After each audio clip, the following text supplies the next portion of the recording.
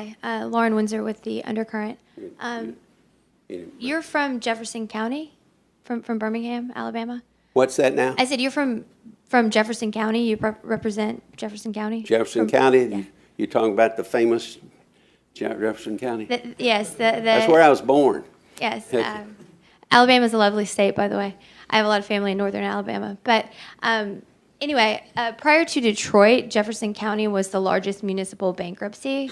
And so I'm curious as to whether or not you support prosecuting criminal bankers, one, and two, whether or not you support the regulation of the derivatives that led to the crisis in Jefferson County.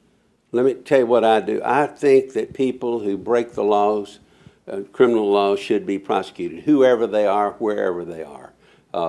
And oftentimes it seems there's not a lot of people pay fines, they pay civil things, but they don't admit guilt. If there's criminal liability, that's up to the Justice Department, but they ought to pursue that wherever it is. And that's why people would have more confidence in the justice system and our system of laws. It's very important, the integrity of the system, and it's not always true. At least it's subject to debate, isn't it? But with regard to the derivatives that... What now? But with regard to the derivatives, the interest rate swaps... What's she saying? Something with the derivatives. The derivers, would you support regulating the derivatives Well, that led to the disaster in Jefferson County? We went through that in Dodd Frank, and we created a kind of a marketplace. Well, it always had a marketplace for derivatives, but we also tried hard to exclude the end user of derivatives. That's very, very important. But people who break the law, I don't care who they are. I don't care if it's derivatives or somebody's stealing something or cheating us or breaking the bank laws, or they ought to be prosecuted. I'm sorry, you support prosecuting executives at banks like Jamie Dimon? Like Jamie Dimon. I think people shouldn't be above or below the law, whoever they are. If they're CEO of X company, they shouldn't be above the law, because that undermines the whole justice system.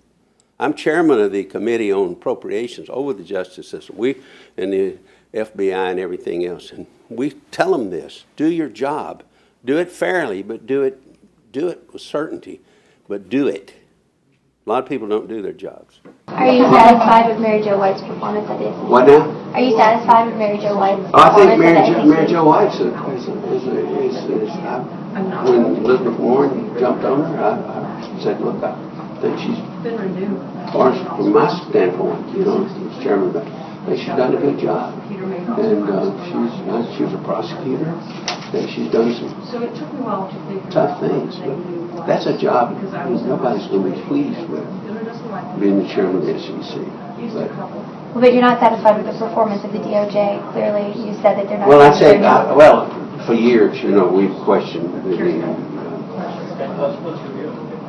diligence of the Justice Department in pursuing a lot of white-collar people, a lot of powerful people. They would cut deals and they would pay billions of dollars, and seemingly like criminal stuff, and nobody went to jail. And they wouldn't have to admit any liability.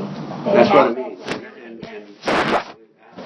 The Attorney General, because I'm chairman of the Committee on said we're going. I think they feel the pressure a little bit from the public, and the pressure comes from that the American people have got to have respect for the justice system, and if somebody feels like you can buy your way out of something, if you're rich and powerful, that's wrong. Under the surface makes the mainstream get so nervous. It's time for purpose, for news to serve us, not with propaganda they use to hurt us.